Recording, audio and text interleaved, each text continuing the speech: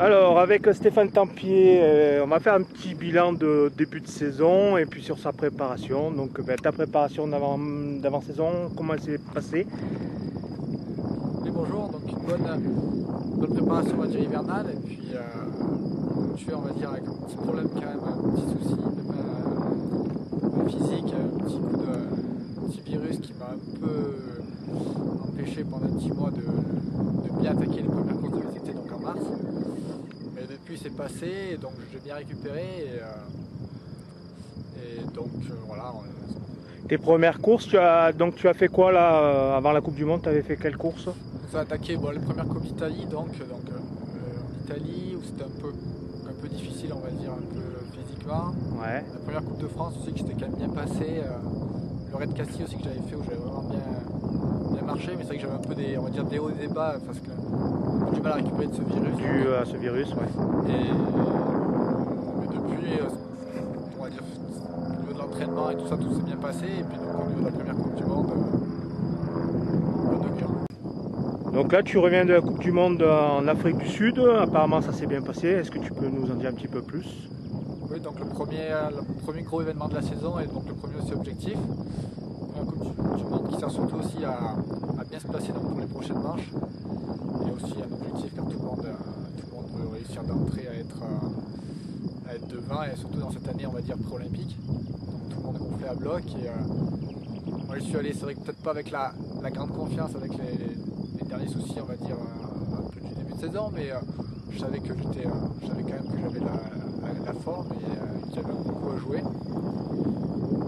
Et du coup, donc, je termine donc 8ème de sa première Coupe du Monde, et c'est quand même le meilleur résultat que j'ai fait en Coupe du Monde depuis que je cours.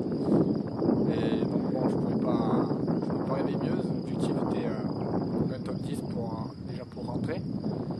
Il y a une course qui s'est vraiment bien déroulée, que j'ai vraiment très bien maîtrisée, et qui n'est pas assez loin, on va dire, du podium, qui sera tout proche à 8 secondes donc, du podium et du 5e, on va dire. Et donc il reste pas une petite frustration, on va dire qu'il y a un petit truc qui manque, un petit quelque chose. Qu'on va essayer, on va dire, sur les prochaines étapes d'aller chercher. D'accord. Donc, objectif pour les prochaines courses, qu'est-ce que tu vas faire comme course là dans les mois à venir? Donc, il y a pas mal de courses, déjà au niveau national ou international. C'est vrai que l'objectif, mais là, maintenant, c'est donc les Coupes du Monde. Et plus tard aussi dans la saison, après les championnats, mais donc les Coupes du Monde. Les deux prochaines qui vont s'enchaîner dans un petit mois, on va dire, vers la fin mai. Donc, une en Angleterre et une en Allemagne. Les deux Coupes du Monde donc, qui vont se suivre, et donc là, il faudra, on va dire, au moins, on va se préparer pour être au moins au même niveau que sur cette première manche et pouvoir essayer d'accéder sur le podium.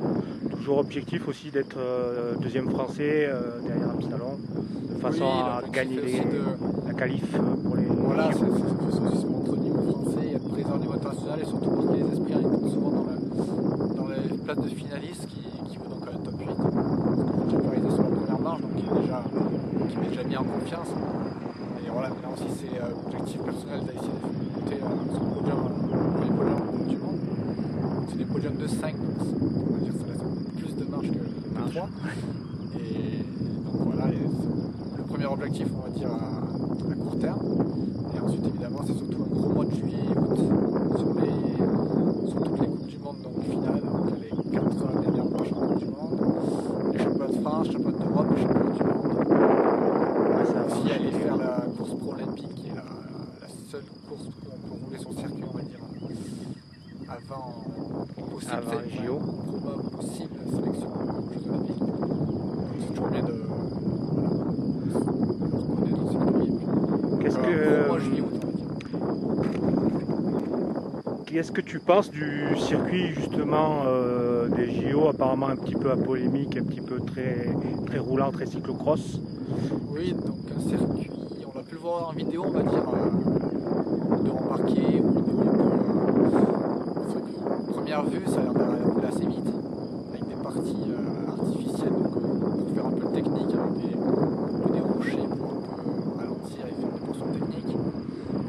Après, bon, à Pékin, ce qui se dit, c'était pareil l'année d'avant, c'était un circuit super roulant, et puis on a pu voir que la course, c'était vraiment physique, c'était vraiment très dur. Donc après, je pense que ça va quand même changer un peu, ils vont remodeler après la course olympique. Je pense que ça va quand même beaucoup changer si vraiment. Mais bon, il faut quand même être sur le terrain pour voir ce que Ça donne vraiment. ça donne quand même, que vraiment, parce que même on a fait la première Coupe du Monde en Afrique du Sud, on a pu. Aux premiers abords, on pouvait voir aussi que ça roulait vite, que c'était pas. C'est un peu les nouveaux circuits, on va dire, un peu artificiels, mais c'est quand même des jolis circuits. Des jolis circuits, ça reste du VTT. Qui reste du VTT. Après, Londres, à voir, bon, le changement, je pense quand même que ça reste du VTT. Voilà, merci à tous donc, de me suivre et de me soutenir donc, pour y penser dans cette aventure. Et puis en espérant, pourquoi pas, vous croiser sur le sentier VTT